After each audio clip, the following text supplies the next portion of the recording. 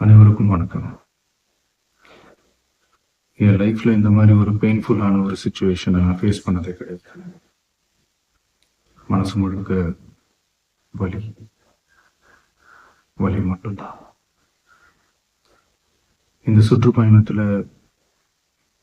என்னென்ன மக்கள் பார்க்க வராங்க, அதுக்கு ஒரே ஒரு காரணம் தான், அவங்க என் மேல வச்சிருக்கிற அன்பும் பாசம்.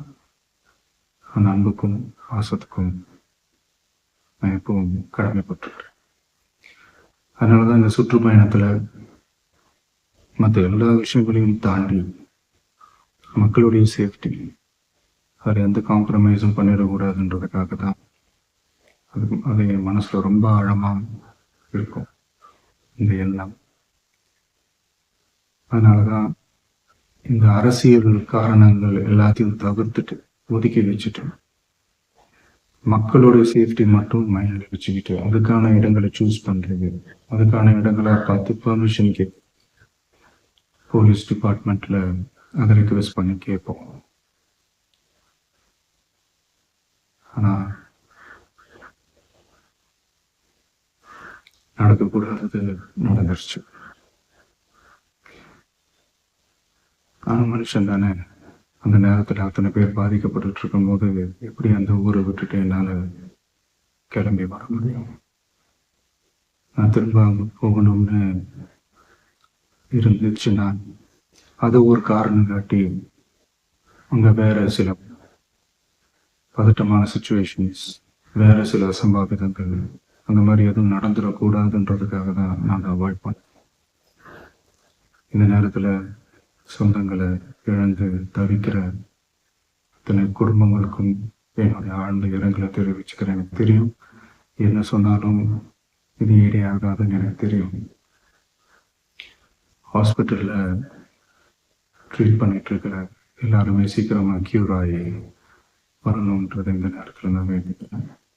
கூடிய சீக்கிரமே எல்லாரையும் நான் சந்திக்கிறேன். இந்த நேரத்துல எங்களுடைய வலிகளை, எங்களுடைய நிலைமையை புரிஞ்சுக்கிட்டு எங்களுக்காக பேசின அரசியல் கட்சிகளை சார்ந்த நண்பர்கள், தலைவர்கள் அனைவருக்கும் என்னுடைய நன்றியை தெரிவிச்சு, கிட்டத்தட்ட ஒரு 5 மாவட்டத்துக்கு பிரச்சாரத்துக்கு போனோம். இந்த மாதிரி எதுவுமே நடக்கல. ஆனா கரூர்ல மட்டும் ஏன் எப்படி நடக்குது, எப்படி நடக்குது? மக்களுக்கு எல்லா உண்மையும் தெரியும். மக்கள் எல்லாத்தையும் பார்த்துக்கிட்டு இருக்காங்க.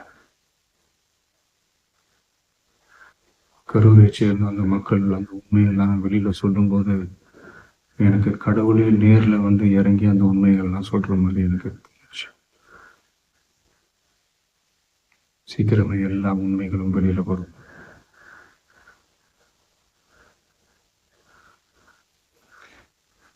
எங்களுக்கு தரப்பட்ட இடத்துல நாங்க போய் அந்த அந்த ஸ்பாட்ல இருந்து நாங்க பேசிட்டோம். அதை தாண்டி எந்த தவறும் எங்க சைட்ல நாங்க எதுவும் செய்யல.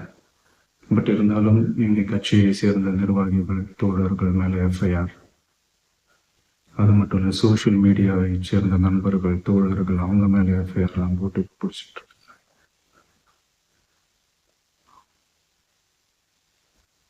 சிஎம் சார்,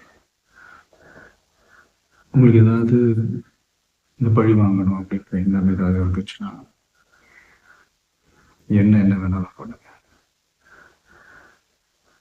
அவங்க மேல கை வைக்காதீங்க. நான் ஒண்ணு வீட்டில் இருப்பேன், இல்லை நான் ஆஃபீஸில் இருப்பேன். என்ன வேணாலும் செய்யுங்க.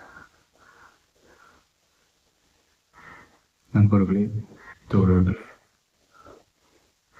நம்மளோட அரசியல் பயணம் இன்னும் ஸ்ட்ராங், இன்னும் தைரியத்தோட கண்டினியூ ஆகும்.